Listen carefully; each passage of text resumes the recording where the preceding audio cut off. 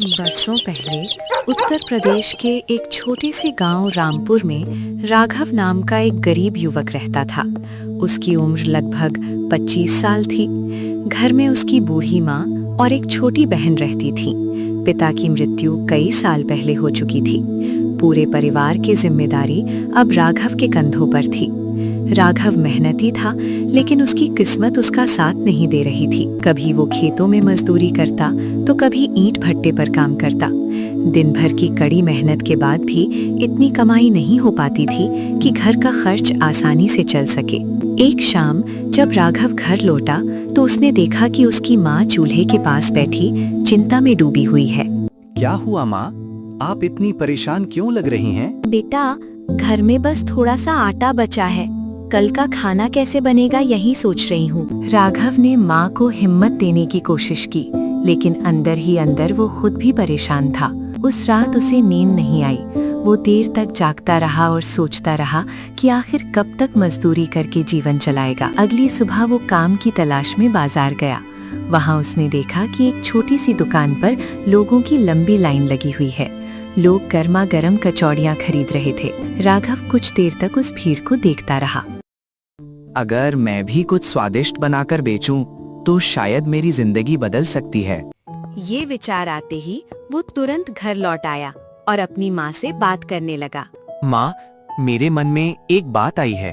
मैं भी कचौड़ी बनाकर बेचना चाहता हूँ। बेटा, तुम्हारे पिता की एक खास कचौड़ी की रेसिपी थी। गांव के लोग उसकी बहुत तारीफ किया करते थे। ये सुनकर राघव की आंखों में उम्मीद की चमक आ गई। माँ उठी और पुराने संदूक से एक फटा हुआ कागज निकाल कर लाईं। उस कागज पर मसालों का एक खास मिश्रण लिखा हुआ था। ये तुम्हारे पिता की रेसिपी है, इसे संभाल कर रखना। माँ, मैं पूरी मेहनत करूँगा। राघव ने अपनी बची हुई जमा पूंजी निकाली, बाजार से थोड़ा आटा, तेल, आलू और मसाले खरीद लाया। अगले दिन सुबह 4 बजे वो उठ गया। माँ के साथ मिलकर उसने पहली बार कचौड़ियाँ तैयार की। दोनों ने कचौड़ियाँ देखी तो उनके चेहरे पर खुशी आ गई, लेकिन असली परीक्षा अभी बाकी थी। राघव गांव के बस स्टैंड के पास पहुंचा और एक छोटा सा ठेला लगा दिया। राघव की देसी कचौड़ी। पहले दिन केवल 4 ग्राहक आए, दूसरे दिन 8 ग्राहक आए, तीसरे दिन 12 ग्राहक आए, लेकिन कमाई अभी भी बहुत कम थी। कुछ लोग उसका मजाक भी उड़ाते थे। अरे राघव, यहाँ कचौड़ी बेचकर कौन अमीर बनता है? 2-4 दिन में खुद ही दुकान बंद कर देगा। लोगों की बातें सुनकर भी राघव ने हिम्मत नहीं हारी। वो हर दिन अपने स्वाद को और बेहतर बनाने की कोशिश करता रहा। फिर एक दिन उसकी जिंदगी बदलने वाला दिन आया।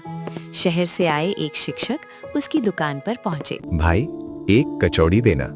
जी सर, अभी देता हूँ। शिक्षक ने पहला निवाला खाया। अचानक उनके चेहरे पर हैरानी दिखाई दी। वाह, ऐसा स्वाद तो मैंने वर्षों से नहीं चखा। सच में सर? बिल्कुल। मुझे 5 और कचौड़ियाँ पैक करके दे दो। अगले दिन शिक्षक अपने दोस्तों को भी साथ लेकर आए। उनके दोस्तों ने भी कचौड़ी खाई और खूब तारीफ की। धीरे धीरे राघव की कचौड़ी की चर्चा पूरे इलाके में फैलने लगी। अब आसपास के गांवों से भी लोग आने लगे। कुछ महीनों में हालात पूरी तरह बदल गए। जहां पहले ग्राहक ढूंढने पड़ते थे, अब ग्राहकों की लंबी लाइन लगने लगी। राघव और उसकी माँ सुबह से रात तक काम करने लगे। कमाई बढ़ने लगी, घर की हालात सुधरने लगी। बहन की पढ़ाई भी दोबारा शुरू हो गई। लेकिन सफलता के साथ एक नई परेशानी भी सामने आई। बाजार में हरिराम नाम का एक अमीर दुकानदार था।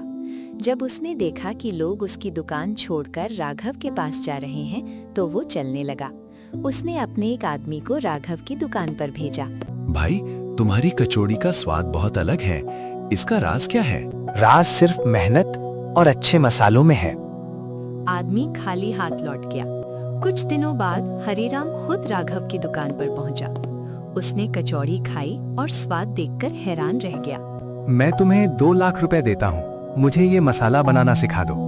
माफ कीजिए, ये संभव नहीं है। सोच लो, 2 लाख रुपए कोई छोटी रकम नहीं होते। मेरे पिता की मेहनत और माँ का भरोसा किसी भी रकम से ज्यादा कीमती है। हरिराम नाराज होकर वहां से चला गया।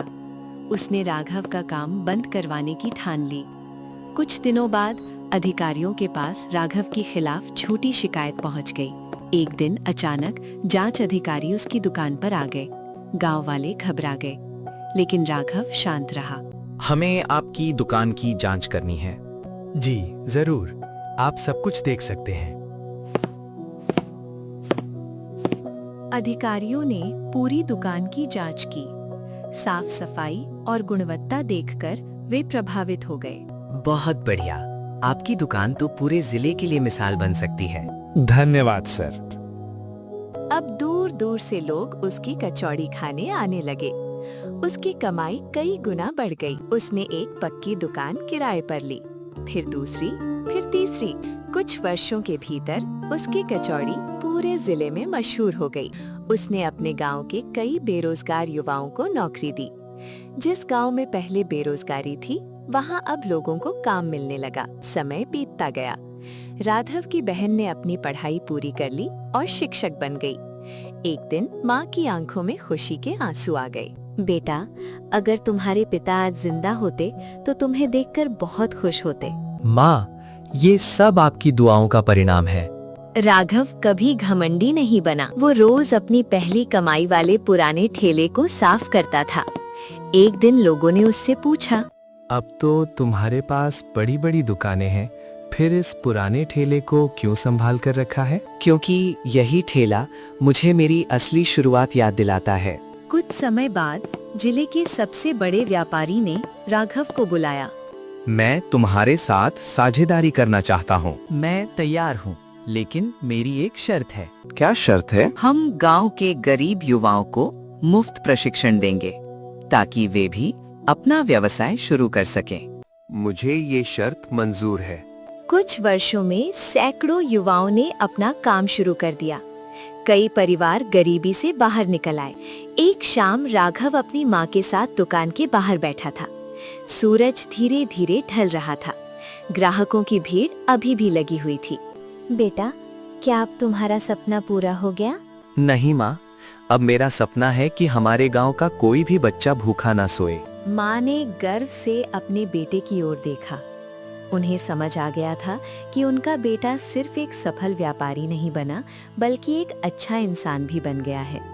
और शायद यही उसकी सबसे बड़ी सफलता थी।